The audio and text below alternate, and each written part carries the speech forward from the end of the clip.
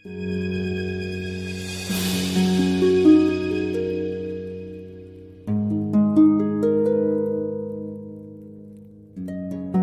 বলল, ধুর, তোমার যা পছন্দ, এইসব শাড়ি আজকাল কেউ পরে? সবাই সব কি দারুণ দারুণ শাড়ি কিনেছে, একটু চোখ চেয়ে দেখো না। নিদেন একটা গার্ডেনই আনতে, ক বছর ধরে বলছি, পুজোর সময় কিনে দিতে একটা বালুচরি, তা সে আর যদি তোমার মুরদে কুলিয়ে ওঠে। ধুর, এ শাড়ি আমার চাই না। রাগ করে বউ ঘরে ঢুকে গেল। শাড়ির খালি প্যাকেট হাতে নিয়ে বিমলেন্দু বারান্দায় দাঁড়িয়ে রইল অনেকক্ষণ। অফিসে সান্যালদার কাছে ধার নিয়েছিল 500 টাকা, তার সঙ্গে নিজের আরো 500 যোগ করে বউয়ের পুজোর শাড়ি কিনেছে। বউয়ের মন ভরেনি, মনটা তেতো হয়ে গেল বিমলেন্দুর। কেনার সময় ভেবেছিল শাড়িখানা হাতে পেয়ে লাফিয়ে উঠবে বউ, আহ্লাদে কোলে যাবে। কিন্তু হঠাৎ রাগ চড়ে গেল মাথায়। ভেবেছেটা কি, আমার কি পয়সার গাছ আছে? আমি কি পুলিশ না নেতা যে চাইলেই ব্যাগ ভর্তি টাকা? একটুও বুঝবে না, বেয়াক্কেলে মেয়ে মানুষ। রাগ করে চাটা কিছু না খেয়েই বিমলেন্দু বেরিয়ে গেল বাড়ি থেকে। পুজো আসছে, সাদা মেঘের নৌকো ভাসছে নীল ঝকঝকে আকাশের ঢেউয়ে। বাতাসে শিউলির গন্ধ, ঢাক বাজছে দূরে কোথাও। পুজো আসছে। গড়িয়াহাট হাতিবাগানে ভিড়ে থই থই বাজার। ঝলমলে আলোর মেলায় ছকছকে চেহারার নারী পুরুষ বাজার করছে। কি সব দামি শাড়ি! দুপুরে টিফিনের সময় রাস্তায় বেরিয়ে অল্প মাইনের টাইপিস্ট বিমলেন্দু বড় বড় শোকেসের সামনে চুপ করে দাঁড়িয়ে থাকে। অসম্ভব সুন্দর সব শাড়িগুলোকে চোখ দিয়ে গিলতে থাকে। মনে মনে ভাবতে থাকে কেমন মানাবে তার বউকে ওইসব শাড়িতে।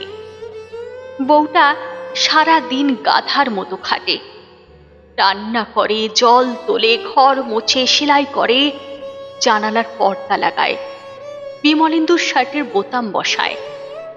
কম বয়সে সুন্দরী ছিল, চটক ছিল। বিয়ের পর বিমলেন্দুর হাড় মাস কালি সংসারে ঢুকে কেমন যেন বুড়িয়ে গেছে। বিমলেন্দুর কষ্ট হয়। সপ্তমীর দিন সন্ধে পেরিয়ে বিমলেন্দু বাড়ি ফেরে। কাল থেকে 3 দিন টানা ছুটি। ঘরের ভেতর বউ মনে হয় সাজছে। চুড়ির আওয়াজ পায় বিমলেন্দু। সাজ ফুরোতেই বউ এসে দাঁড়ায় সামনে। চমকে ওঠে বিমলেন্দু। এ কি, এ যে বালুচরি, কোথা থেকে পেলে? কে দিল? বালুচরি গায়ে জড়িয়ে বউ হাসল খুশির হাসি। তারপর হঠাৎই আদুরে গলায় জিজ্ঞেস করল, বলো না, আমাকে মানায়নি? বিমলেন্দু মন্ত্রমুগ্ধের মতো বলল, অপূর্ব। পাশের বাড়ির রমা বৌদির শাড়ি, আমায় দিয়ে গেছে লন্ড্রিতে কাস্তে দিতে। ওরা তো পুজোয় বেড়াতে চলে গেল সাউথ ইন্ডিয়া, আমি সন্ধ্যের পর গিয়ে লন্ড্রিতে দিয়ে আসবো। তার আগে একটু পরে দেখলাম, কি অপূর্ব শাড়িটা, ভালো দেখাচ্ছে না আমায়? বিমলেন্দু কথা বলতে পারল না। নিজের হাতের আঙুলগুলো দেখতে লাগলো মাথা নিচু করে। টাইপ করতে করতে আঙুলগুলো যেন ক্ষয়ে গেছে। ঢাক পাচ্ছে পাড়ার পুজো প্যান্ডেলে। ছোটবেলায় গ্রামের বাড়িতে সকালবেলায় যেমন একটা শিউলির গন্ধ ভেসে আসত, তেমন একটা গন্ধ যেন ভেসে আসছে। মাইকে গান বাজছে।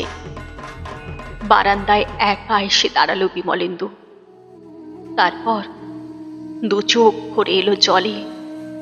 বিমলেন্দু কাঁদতে লাগলো একা। অনেকক্ষণ পর বিমলেন্দুর বউ এলো বারান্দায়। বিমলেন্দুর পিঠে হাত রাখলো সুমিতা। তারপর বলল, কি গো, রাগ করেছ পরের শাড়ি পরেছি বলে? রাগ করো না, আমি তো মেয়ে, মেয়েরা একটু ওরকম হয়। শোনো, তোমার আনা শাড়িটা না খুব সুন্দর হয়েছে জানো। অষ্টমীর দিন রাতে ওটা পরেই যাব ঠাকুর দেখতে তোমার সঙ্গে, কেমন? যাই, লন্ডি থেকে ঘুরে আসি।